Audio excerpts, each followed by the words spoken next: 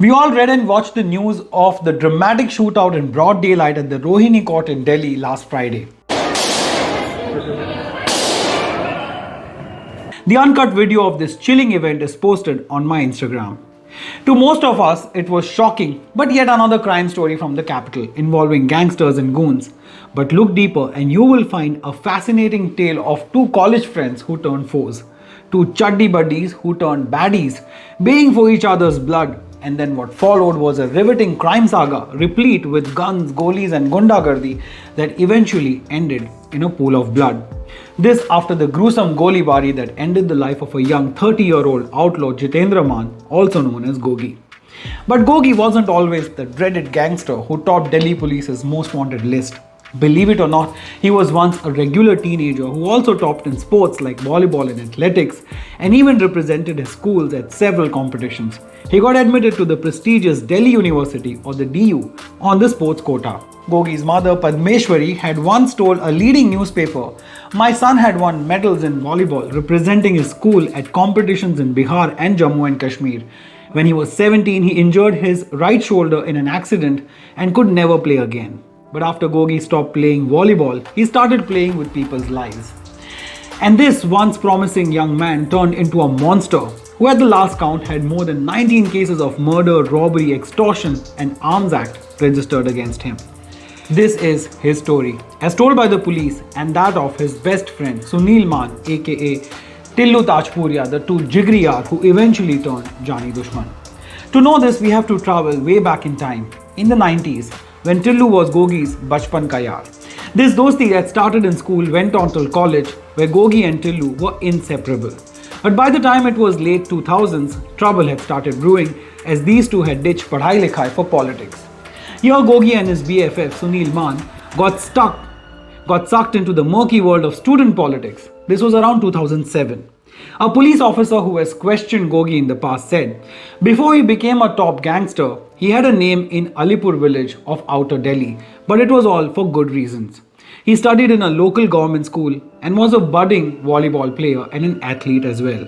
Gogi used to always say that he wanted to represent India in the national games. He also claimed to have represented Delhi in the national games as an athlete.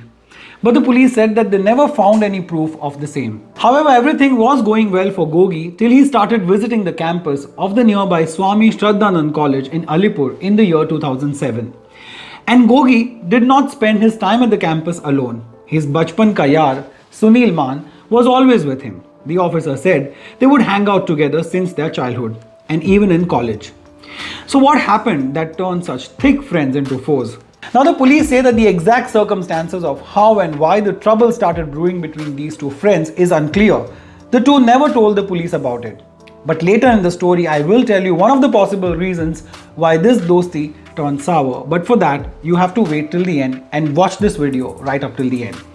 However, it is unclear why they fought during the 2007 university elections in college against each other to begin with. Police said that for reasons best known to them, the two friends ended up supporting different candidates for the post of the vice president in the college. Now, Tillu and Gogi did not contest the elections directly, but they were providing muscle power to the candidates who were in the fray. Now, it is unclear why the two decided to support two starkly different candidates despite the fact that they were such close friends in college. This is when they got involved with local criminals. In fact, the first case registered against Gogi is also that of a fight between him and other students outside the college in Alipur in 2008. He was booked for attempted murder back then, as per a police officer quoted in an HT report. But it wasn't until 2013 that Gogi hit it big on the crime scene. Till then, he was just a small-time criminal known only in pockets of outer Delhi. His rise to the number one spot on Delhi Police's most wanted list was a result of the death of a gangster named Neetu Dabodia in 2013 and later the arrest of Dabodia's rival Neeraj Bhavana in 2015. Up until this time, Tillu and Gogi, both young and raring to go, would think apna time aayega. As before the Tillu-Gogi gang war, the two other rival gangs, Dabodia and Bhavana, fought bloody tough wars on the city streets. But after Dabodia's death and Bhavana's arrest, there was a kind of vacuum in the corridors of crime. It was now time and a perfect chance for Gogi and Tillu Tajpuria to slowly rise to the top, and they did just that, but chose separate paths. Around 2013, Gogi met another Delhi University student, Kuldeep Faja. They met at the Shraddhanand College during the Delhi University student elections. Unlike Gogi, Faja was an educated person with a BSc from Kirodimal College. Faja taught Gogi how to use internet calls and social media to spread fear. The two were strongest when together. Faja and Gogi then committed multiple crimes like murders, extortion, and even contract killing. The police say that Faja had a big role to play in Gogi's rise. The two men had vowed to finish the Tillu gang as per the police. The two were painting the town red, quite literally, with blood by committing gruesome crimes in broad daylight. Gogi had a signature move, that of shooting his victims right in the face. Now, did you know that in 2016, police had managed to nab gangster Gogi, but he somehow escaped from police custody. And in the hopes of killing his rival Tillu, he formed a gang with Faja and another gangster called Rohit Moi. The most notable contract killing that Gogi was part of was that of a Haryanvi singer named Harshita Dahiya on October 10, 2017 in Panipat. They pumped 7 bullets into her chest at the behest of her own brother-in-law, who was lodged in Haryana's Jajjar jail on the charges of killing his own wife. Harshita was not changing her statement against her Jijaji, Dinesh Karala, and police said that Gogi became best friends with Dinesh in the jail itself. He killed her as a favor to Dinesh. Although the police said that it was a contract killing planned by Dinesh Karala, this was executed as a proper barter deal between Karala and Gogi. Here's how. So Gogi did not take any money from Dinesh Karala. Instead, he extracted one big promise from Dinesh Karala, that he must kill all the members of the Tillu gang. But slowly the balance of power was shifting against Gogi as 2 more of his gang members were arrested from a flat in Gurgaon, and on the other hand, Tillu had joined hands with many prominent gangsters of the time like Neeraj Bhawana, Naveen Bali, Sunil Rathi, and someone called Chinu. Cut to the fateful day of June 18, 2018. There was a heavy exchange of fire between Tillu and Gogi gang members in Delhi's Burari area, in which 4 people were killed. And hold your breath for what I'm going to tell you next. Of the 4 killed, 2 were innocent passers-by who had nothing to do with these 2 gangs. Thanks to these blatant killings and khun kharaba, over the years, Gogi had become more and more daring. It was becoming quite evident from the shootouts on the city streets in broad daylight. Listen to this. Less than a month before he was arrested last year, Gogi and his gang members stopped a man whom they just suspected of supporting his rivals and fired as many as 48 rounds in the middle of a busy market. Of the 48 bullets, the man was hit with 26 bullets, killing him on the spot, as per the police officer. But soon, Gogi's reign of terror was about to end. On the morning of March 3rd, 2020, when police arrested Gogi from an upscale housing society in Gurugram, his educated friend Faja too was inside the house, according to the police records. After Gogi's arrest, his rivals joined hands and started targeting his associates. Plus, police arrested some 16 of Gogi's gang members, and 6 months ago, Kuldeep Faja was also killed in a police encounter. Now, you would think that Gogi and Faja had spread their share of terror, but now with Faja dead and Gogi in jail, their menace must have somehow come to an end in 2020. Well, no, you're wrong. It is true that since 2020, Gogi never saw life outside jail, but he didn't need to. For the last 18 months, Gogi was in the prison lodged in the jail's high-risk cell, where the police continued to receive reports of traders receiving extortion calls from inside the jail. In June last year, a businessman in Rohini informed the Delhi police about receiving WhatsApp calls from Gogi demanding 5 crore rupees as protection money. Prison officers had reportedly found 3 cell phones in Gogi's possession inside his cell.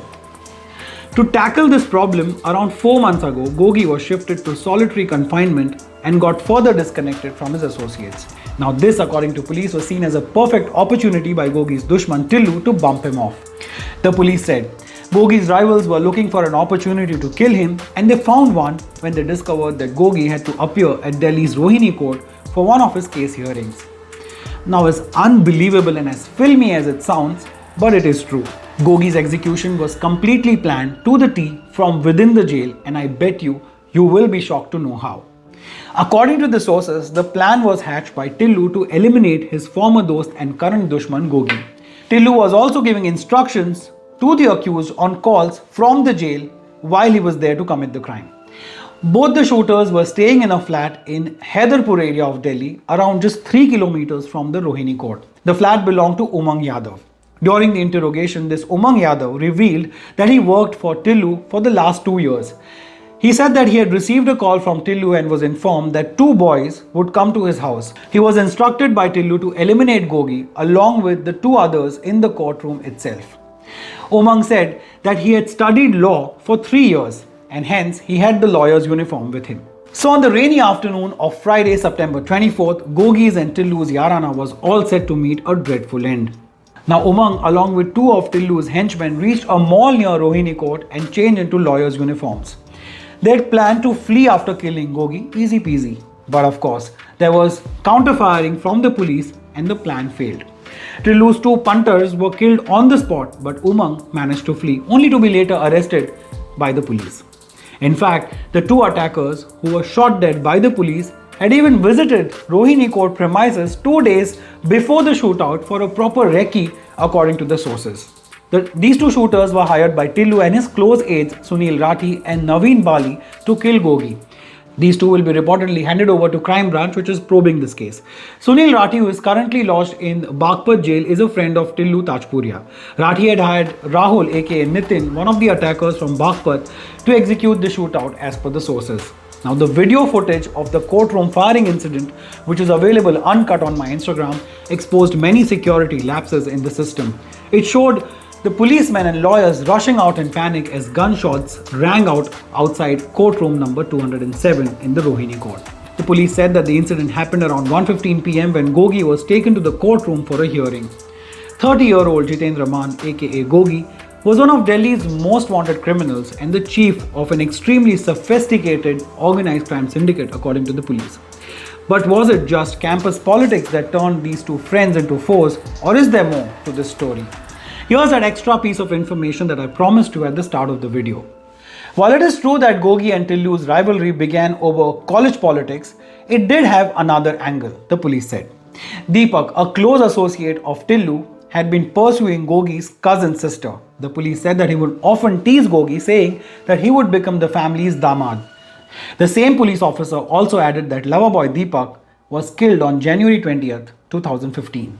Now friends, so fierce was the dosti rajniti and the rivalry between these 2 gundes that for more than a decade their names were found together in the police files and case papers that detail just how they have fought a bloody turf war that spilled blood on the streets of Haryana and the national capital region. Some say, had the 2 not stepped into the world of student politics, their destinies would not have collided and their names may not have been in Delhi Police's most wanted list. Perhaps Gogi would not have been inside court number 207 at Rohini on Friday, where the 2 gunmen dressed as lawyers waited for him and then shot him dead. On the same day, after news reports of Gogi's murder broke out, several police officers said it was ironic that Gogi, once Delhi's most wanted gangster, was shot dead inside the court. Guess what? The police officer cited the police report dated August 9, 2016. It read, "There is a strong apprehension that Jitendra Gogi will kill the members of rival gang and can attack Tillu Tajpuria at the time of his production before the court from jail." 5 years later, the police report did come true. The only difference, the victim was Gogi.